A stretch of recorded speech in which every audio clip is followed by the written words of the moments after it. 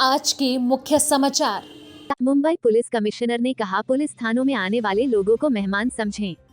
Railway की यात्रियों से अपील, चलती ट्रेनों में चढ़ने की कोशिश न करे, होगा हादसा। भोपाल में 6 संदिग्ध युवकों के आतंकी कनेक्शन, भरी मात्रा में विस्फोटक बरामद। हाईकोर्ट ने राज्य निर्वाचन आयोग के दफ्तर को खाली करने के आदेश पर रोक लगा दी। मुंबई के पुलिस कर्मियों को दी गई अपनी नवीनतम सलाह में शहर के पुलिस आयुक्त संजय पांडे ने कहा कि वे पुलिस थानों में आने वाले लोगों को मेहमान समझें और शिकायतकर्ताओं से ठीक से पेश आएं। फेसबुक लाइव के जरिए पुलिस कर्मियों से संवाद करते हुए पांडे ने कहा कि थाने आने वाले लोगों को पुलिस से बहुत उम्मीदें होती हैं। उन्होंने कहा कि अगर हम लोगों के साथ ठीक से व्यवहार नहीं करेंगे और अपमानजनक भाषा का इस्तेमाल करेंगे तो इससे हमारी छवि खराब होगी। अगर कोई वरिष्ठ नागरिक हमारे थाने में आता है तो हमें उसे एक गिलास पानी की पेशकश करनी चाहिए।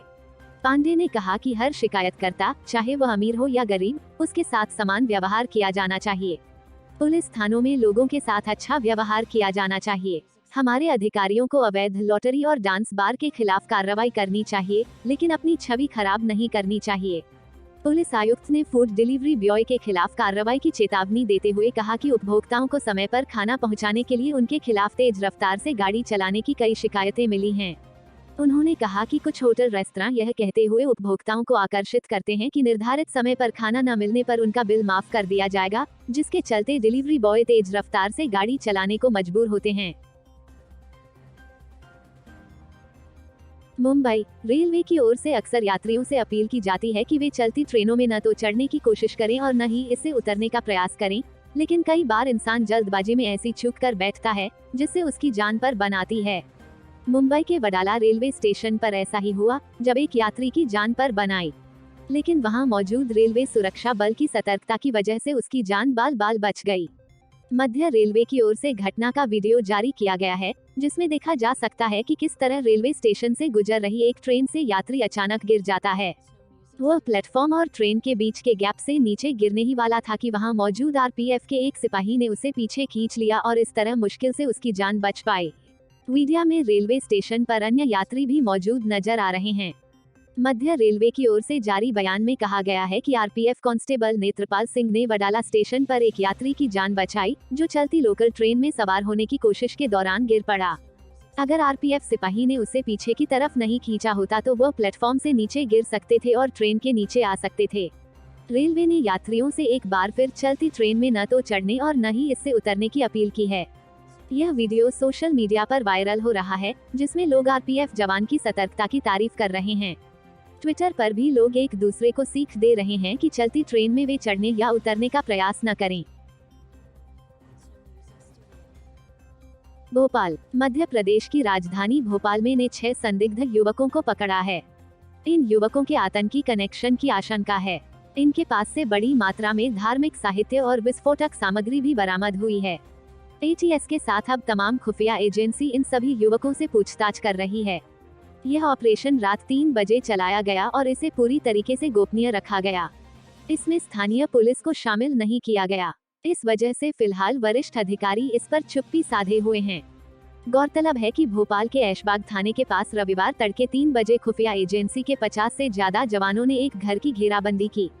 घर के बाहर से ताला लगा हुआ था। पुलिस ने उस ताले को तोड़ा और अंदर से संदिग्ध युवकों को हिरासत में लिया। दूसरी तरफ करोंद इलाके में भी दबिश दी गई। एटीएस ने कुल 6 युवकों को पकड़ा है। उनसे तमाम एजेंसियां पूछताछ कर रही हैं। उनके पास से बड़ी मात्रा में अलग अलग सामान जब्त किया गया है। जानकारी के मुताबिक एटीएस ये ऑपरेशन देर रात 3 बजे चलाया। हिरासत में लेने के बाद सभी संदिग्धों को पुलिस ले गई। युवकों में से एक का नाम अहमद है। इस युवक के घर पर कई दूसरे युवक आते थे। बताया जा रहा है कि आरोपी ने 3 महीने पहले किराए का मकान लिया था। मीडिया से चर्चा करते हुए मकान मालकिन नायब जहां ने बताया कि सलमान नाम का एक लड़का हमारे यहाँ कंप्यूटर सुधारने आया था। उसने ही मकान युवक को किराए पर दिलाया था। युवक खुद को स्टूडेंट बता रहे थे। जानकारी मिली है कि जिन युवकों को हिरासत में लिया गया उनके सिमी आतंकी संगठन से भी संबंध हो सकते हैं। बता दें, हाल ही में अहमदाबाद बम ब्लास्ट के सरगना समेत कई लोगों को सजा सुनाई गई थी। अहमदाबाद बम ब्लास्ट का सरगना सफदर नागौरी भोपाल सेंट्रल जेल में बंद है। ऐसे में इस मामले की हर पहलू पर गहराई से जांच की जा रही है। मकान मालिक ने युवकों का पुलिस वेरिफिकेशन नहीं कराया था। उन्होंने किसी तरीके के दस्तावेज मकान मालिक को नहीं दिए थे। नैनीताल, राज्य चुनाव आयोग को उत्तराखंड हाईकोर्ट से बड़ी राहत मिली है। हाईकोर्ट ने राज्य निर्वाचन आयोग के दफ्तर को खाली करने के आदेश पर रोक लगा दी है। साथ ही सरकार व सुबोधनी थपलियाल को नोटिस कोर्ट ने जारी कर दिए हैं। हाईकोर्ट ने 4 हफ्तों में सभी पक्षकारों को जवाब दाखिल करने का आदेश दिया है।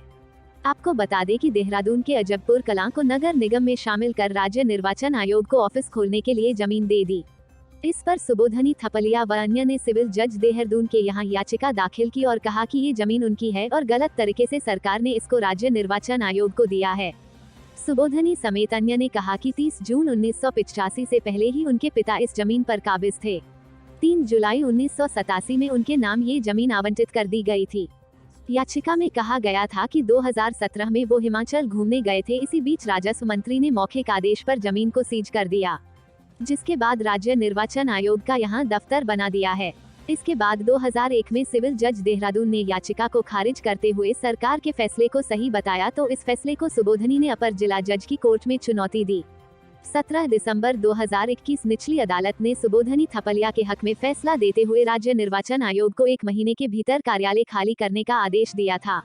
निचली अदालत के फैसले को राज्य निर्वाचन आयोग ने हाई कोर्ट में चुनौती दी, जिस पर आज कोर्ट ने रोक लगा दी है।